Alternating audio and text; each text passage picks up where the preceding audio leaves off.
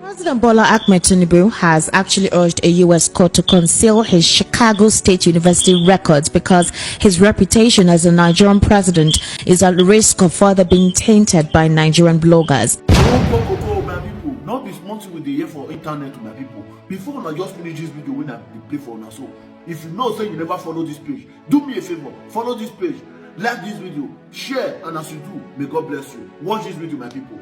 And this is according to court filings which were obtained by People's Gazette. Now, People's Gazette is an investigative online journalistic house. Now, you'll recall that President Bola Ahmed Tinubu has fiercely opposed an application for order to direct discovery of his CSU credentials, right?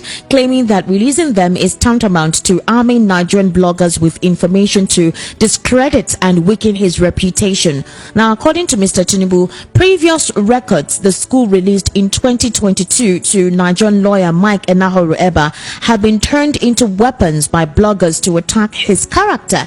Now, Mr. Abubakar, that is the presidential candidate of the People's Democratic Party, had asked the United States District Court for the Northern District of Illinois to subpoena CSU into releasing Mr. Tinubu's records in order to clarify glaring inconsistencies in his gender, graduation dates, age, and so on, but the president is fighting to block the application.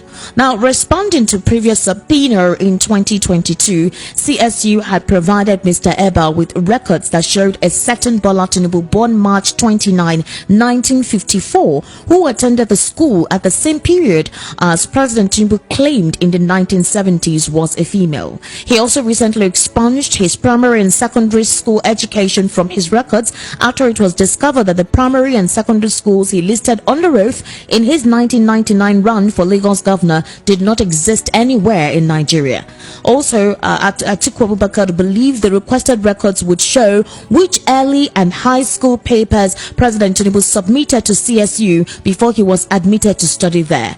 Now, CSU's response, as we do know, was first published on an independent journalist website, that is David Hundeyin, in 2022, and from there bloggers picked it up and circulated it to almost every Nigerian. The gender controversy dominated social platforms like Twitter, now called X, where majority questioned the eligibility of President Tinubu to run for presidency and raised concerns on the allegation of perjury.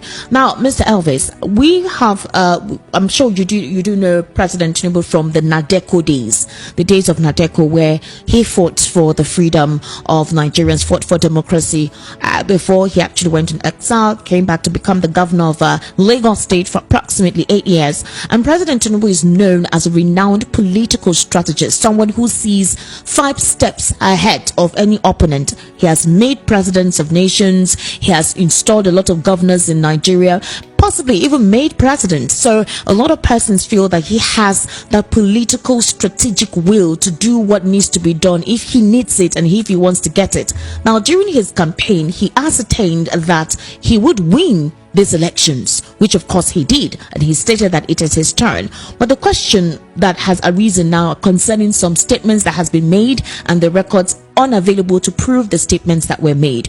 Do you think that President Bola Ahmed Tinubu would actually write to a U.S. court to conceal his Chicago State University because his reputation as Nigerian president is at risk when he is already the president of the country? Do you think he has the time to do that? Well, if at all he does, I think it's not right, because he offered himself to become president of Nigeria.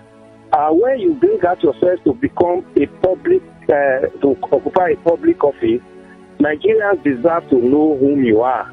The day you were born, your parents, where you come from in this nation, and what you have achieved before you not offered yourself to become president of this nation. Nigerians deserve to know.